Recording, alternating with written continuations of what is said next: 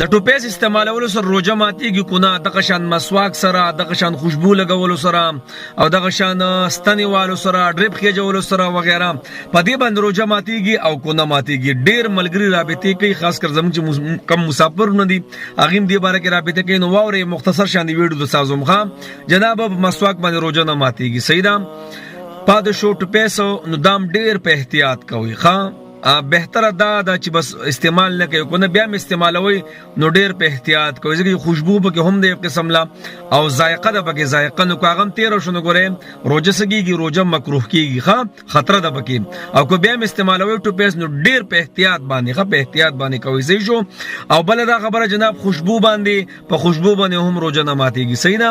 ها ډریپ باندې مولوی صاحب روزه ماتيږي او کو نن هم ډیر ملګرو دې باره کې رابطه او جناب په ډریپ باندې روزه نه ماتيږي. سیدا اگو تا پارک کی او کدا سے کی دغه شان ستنم کو درک کې او کدا سے کې نو جناب پاغه باندې روزه نه ماتيږي. اوس یو کس ته غوي چې زړرب دې د پارکوم چې طاقت راته ملاو شي روزو خراب کړم وغیرہ یا د طاقت ستنه وامه نو دې سره روزه مکروه کیږي، ماتيږي او سره نه خو کمزوري کیږي او سره نو بهتر نه ده. سیدا نو جناب پډرب باندې روزه نه ماتيږي او په ایکجیشن باندې روزه نه ماتيږي، په خوشبو لګول سره هم روزه نه ماتيږي، په مسواک استعمالولو سره هم روزه نه ماتيږي، په ټوپیس باندې هم خو په شرط دی چې په احتیاط کې. صحیح ده جی.